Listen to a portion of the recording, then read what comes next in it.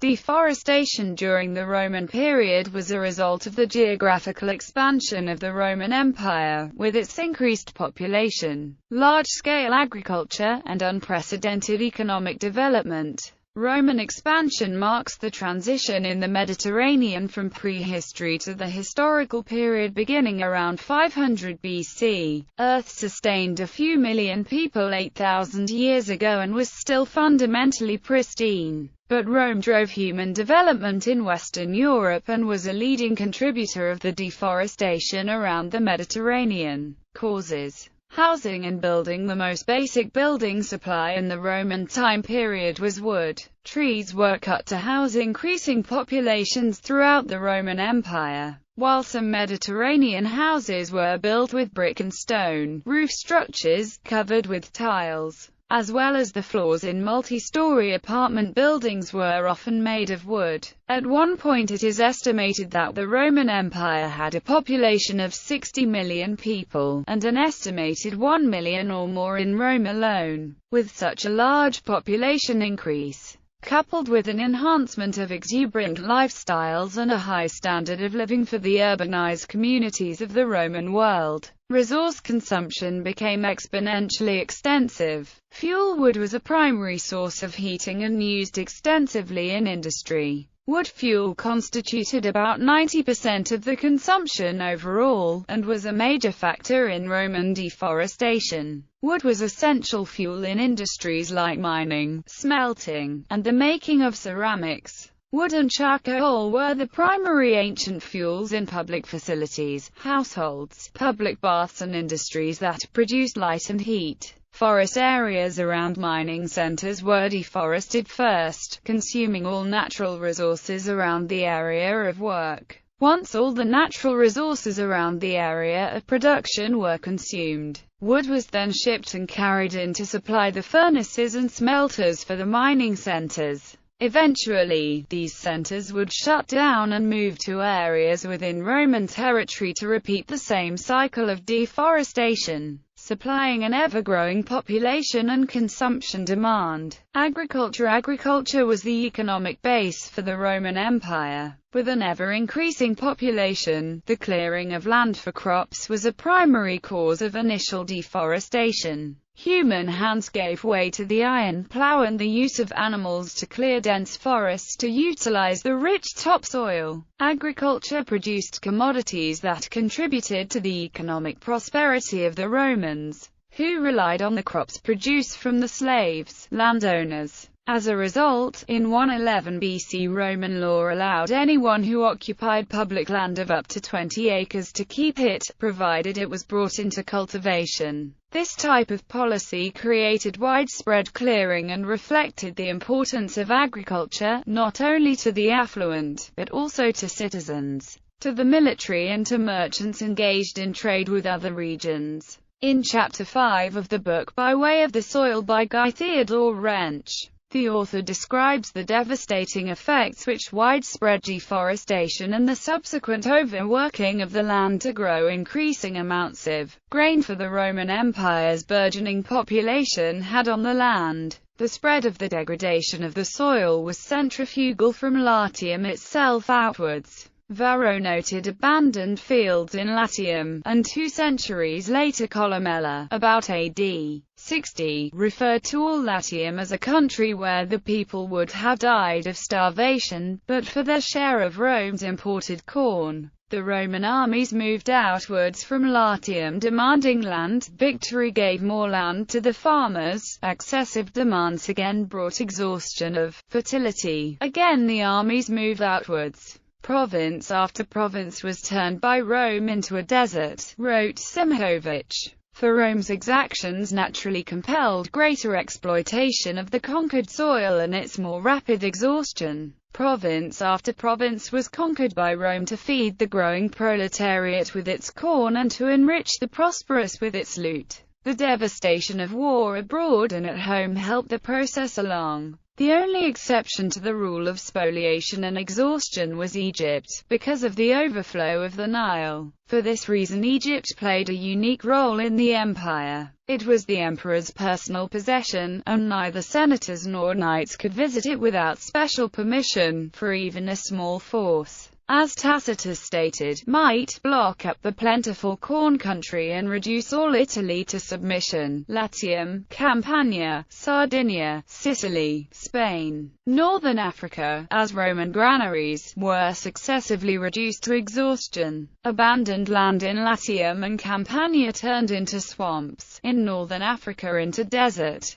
The forest-clad hills were denuded. The decline of the Roman Empire is a story of deforestation, soil exhaustion and erosion, wrote Mr. G.V. Jackson, The Rape of the Earth. From Spain to Palestine there are no forests left on the Mediterranean littoral. The region is pronouncedly arid instead of having the mild humid character of forest-clad land, and most of its former bounteously rich topsoil is lying at the bottom of the sea. G.T. Wrench. Reconstruction by way of the soil animals and overgrazing, a major contributor to the environmental degradation and barrier to the regeneration of forests, was the grazing of domestic animals. Animals grazed and destroyed land areas unsuitable for cultivation. The four major species in Greco-Roman grazing were cattle, sheep, goats, and swine. Each had their own dietary preferences, and together they form a synergistic partnership that is destructive to virtually all vegetation within reach. Herders cut tree branches or whole trees to let them graze. Swine ate acorns, chestnuts, and beech nuts, which destroyed the ability of trees to reproduce. Sheep ate grass right down to the soil. Goats will almost eat anything but preferred woody plants such as bushes and young trees. Herds of goats throughout the centuries were everywhere in the Mediterranean and were easy to care for. Goats basically destroyed the mountainous regions for its grazing.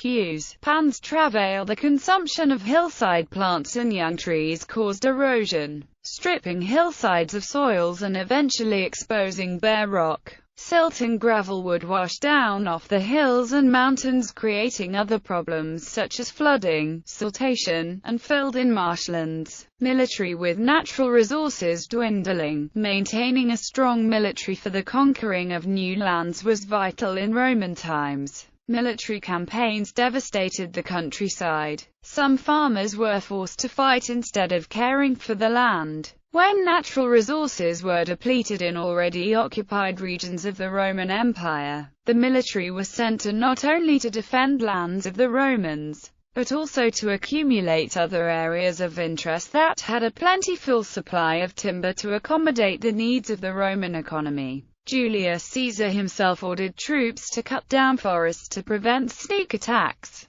Deforestation ensured that the forests could not provide cover and camouflage for Rome's enemies. The size of the standing army was about 300,000 and increased to 600,000 toward the late Empire period. Roman legions deforested areas where they camped or marched to reduce the cover where their adversaries could hide or mount a sneak attack. The military utilized these resources and built fortresses, along with tools and transportation to carry supplies where needed. Shipbuilding. Shipbuilding was a major contributor to deforestation and was of great economic and military significance. The importance attached to the supply of timber for building ships cannot be denied. Ships were crucial to the burgeoning economic life of the Mediterranean, and sea power was vital in the exercise of political control. Warships had priority over merchant vessels in competition for materials. Thousands of ships were built during this classical period.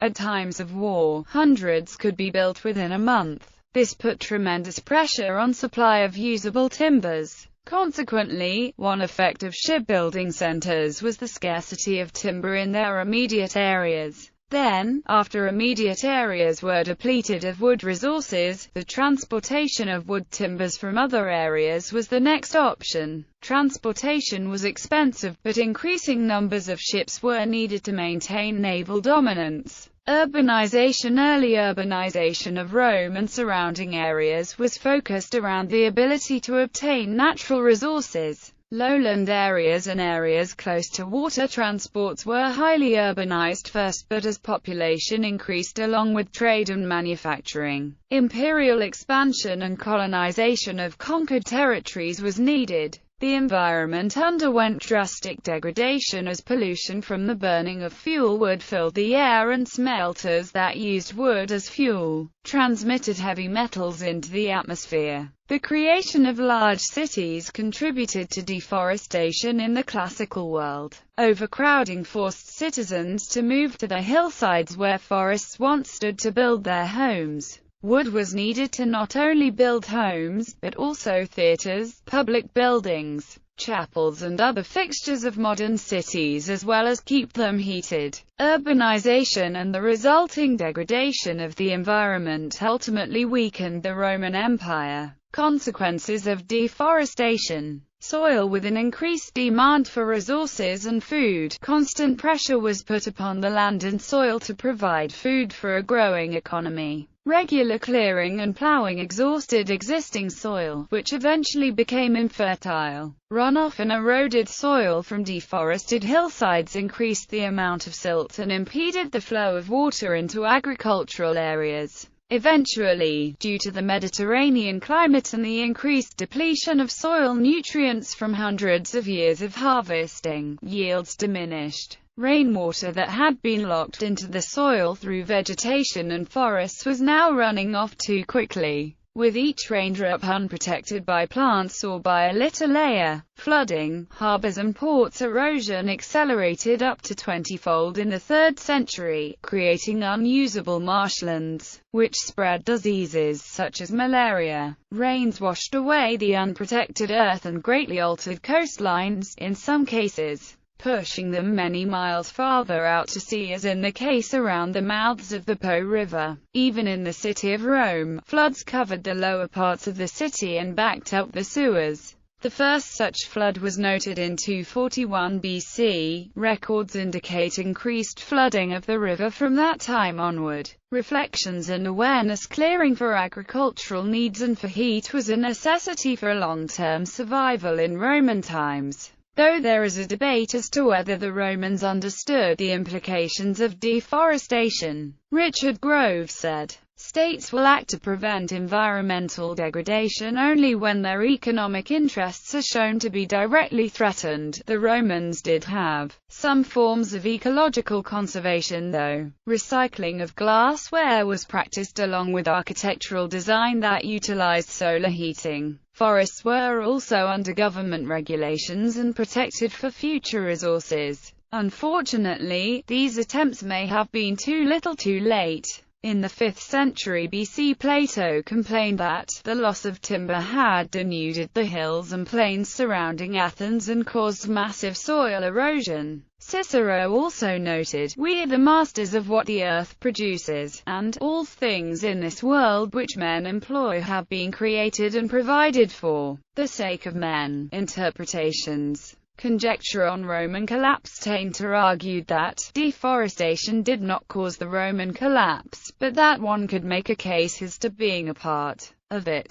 As Williams wrote, it is more likely that constant war, ravaging epidemics, rebellion, invasion from outside, a declining population, and an excessive degree of urbanization, separately or in combination, operated on the land in an empire that had extended beyond its means. In the 2011 environmental book Life Without Oil by Steve Hallett, the author argues that the collapse of the Roman Empire may have been linked to a peak-wood scenario in the Mediterranean basin. He suggests that, as wood had to be hauled from ever further away, the law of diminishing returns undermined the economic performance of Roman industry, leaving Rome vulnerable to the other, well-documented problems of invasion and internal division. They discuss this as cautionary tale, comparing it to contemporary society's potential fate under a post-peak oil scenario. Alternative view. Some argue that almost all of the above is based on an unhistorical projection of present concerns onto the past.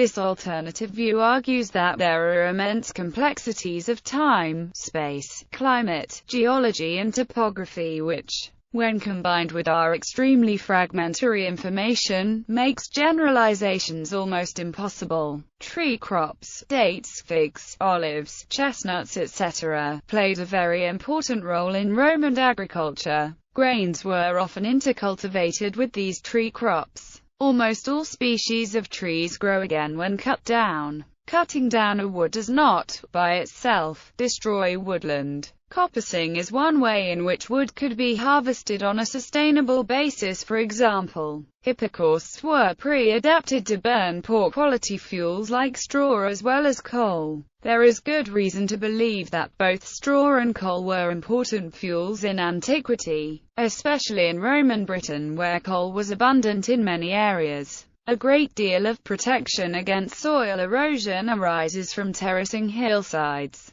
We do not know how extensive terraces were in antiquity, but a good deal of the soil erosion, here assumed to be caused by the Romans, may well date to the Dark Ages when the maintenance of terraces broke down. Changes in tree cover may well arise from differences in climate, which are still not well understood, but there is some evidence that the decline of the Roman West is linked to climate change. Slash and burn agriculture, associated with lower populations than the Roman period, can be at least as responsible for deforestation and soil erosion as Roman agriculture. Coastal marshes can be caused by sea level changes quite as much as soil erosion. There may be reasons to believe that tree diseases as early as 6,000 years ago caused the elm decline, but that this tree decline was related in some complex way to the practices of Neolithic farmers.